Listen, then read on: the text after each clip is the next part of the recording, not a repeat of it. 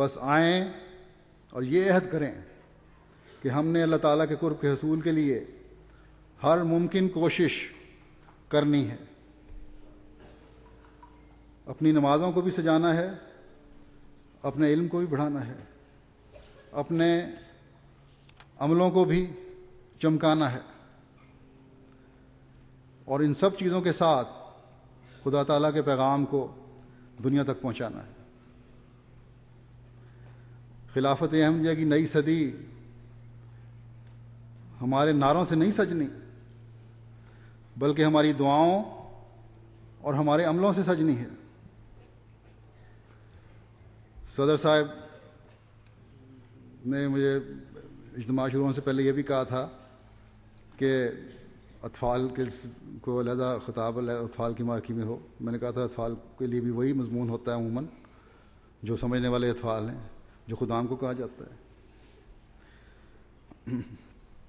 تو یہی پیغام جو ہے یہ اطفال کے لیے بھی ہے کہ اللہ تعالیٰ نے 10 سال کی عمر میں نمازیں فرض کی ہیں، اپنی نمازوں کی حفاظت کریں اور سستی نہ کریں اس میں کبھی بھی. 10 سال کی عمر ایسی نہیں کہ یہ کہا جائے کہ ہمارے سستیاں ہو گئیں. یہ نمازیں فرض کی گئی ہیں، نمازیں بہرحال پڑھنا لازم ہے ہر ایک پہ. قرآن شریف پڑھیں. بہت سے بچے جو قرآن کریم حفظ کرتے ہیں اس عمر میں، یعنی 10 سے 12 سال تک کی عمر میں ہی کرتے ہیں. اس کے ساتھ پھر ترجمہ بھی پڑھنا چاہیے. یہ ایک ایسی عمر ہے، اور یہاں تو اللہ تعالیٰ کے فضل سے جو پڑھانے کے طریقے ہیں وہ ایسے ہیں کہ بڑی جلدی بچوں کے دماغ میچور ہو جاتے ہیں اور سمجھنے لگ جاتے ہیں وہ بات کو، اگر سمجھنا چاہے تو. قرآن کریم کو جب ترجمے سے پڑھیں گے تو پھر اللہ تعالیٰ کے حکموں کو بھی پتہ لگے گا کہ کیا حکم ہے. اور اس میں مثلا ایک حکم یہ بھی ہے کہ والدین کی عزت کرو. بس ماں باپ کی عزت کریں گے، ان کے کہنے مانیں گے تو اللہ تعالیٰ بھی اس کام سے خوش ہوگا، کیونکہ اب آپ اپنے والدین کا کہنا اس لیے مان رہے ہیں کہ خدا تعالیٰ آپ کے اس عمل سے خوش ہو، آپ کے اس کام سے خوش ہو. یہاں کے بچے جو ہیں ان کی نقل نہ کریں. یورپ میں رہنے والے جو بچے ہیں جو غیر احمدی ہیں یا غیر مسلم ہیں، ان کو جیسا کہ میں نے شروع میں کہا، ان کو سمجھانے والا کوئی نہیں، ان کا امام کوئی نہیں. آپ لوگ ان سے منفرد ہیں. ان کی نقل آپ نے نہیں کرنی، بلکہ ان کو اپنے پیچھے چلانا ہے. اب تو یہاں میں نے جیسے پہلے بھی ذکر کیا تھا خطبے میں بھی کہ ٹی وی پہ یہ سوال اٹھنے لگ گئے ہیں کہ کیا حدیں ہیں بچوں کو سمجھانے کی سختی سے اور نرمی سے سمجھانے کی. کیونکہ ذرا سی سختی کی جائے، بلکہ یہ بھی مثال دیتے ہیں کہ گرم چیز کو اگر بچہ ہاتھ لگا رہا ہے، ذرا سا ماں نے یا باپ نے زور سے یوں کر کے سڑی سی چپت لگا کے ذرا پیچھے ہٹا دیا تو اس بات پر ہی بچہ رونا چلانا شروع کر دیتا ہے.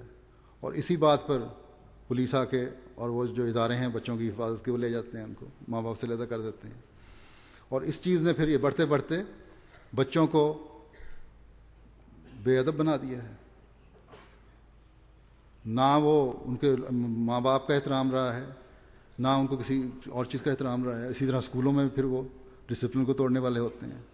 تو اب یہ شور پڑنے لگ گیا ہے، کوئی حد لگائیں جہاں سے ہم بچوں کو کہہ سکیں کہ اس سے آگے تم نے نہیں بڑھنا، اگر بڑھو گے تو سختی ہوگی. اور اس حد تک کے بعد پھر کوئی جو بچوں کی حفاظت کے ادارے ہیں وہ پھر دخل نہ دیں. تو یہ چیزیں جو ہیں اسلام نے پہلے ہی فطرت کے مطابق بیان کر دی ہیں کہ عزت اور احترام کرو، اپنا والدین کا بھی اور اپنے بڑوں کا بھی.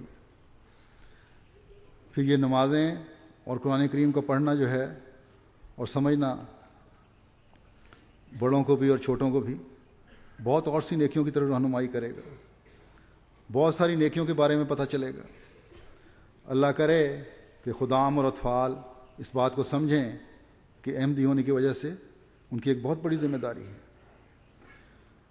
اصحاب کہف کے ذکر میں نوجوانوں کا ذکر ملتا ہے جنہوں نے توحید کی حفاظت کی اور اس کے قائم رکھنے کے لیے قربانیاں دیں۔ بس آج مسیح محمدی کے ذریعے بھی توحید کے قیام میں نوجوانوں نے ہی اہم کردار ادا کرنا ہے۔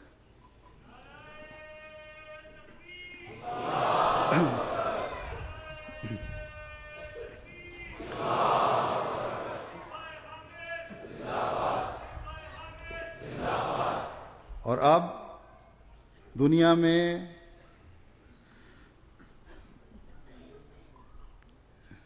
اسلام کا پھیلانا اور توحید کا قیام احمدیوں کا ہی کام ہے، اور اس میں جیسا کہ میں نے کہا نوجوانوں نے بھرپور کردار ادا کرنا ہے۔ اللہ تعالیٰ سب کو اس کی توفیق عطا فرمائے۔ اب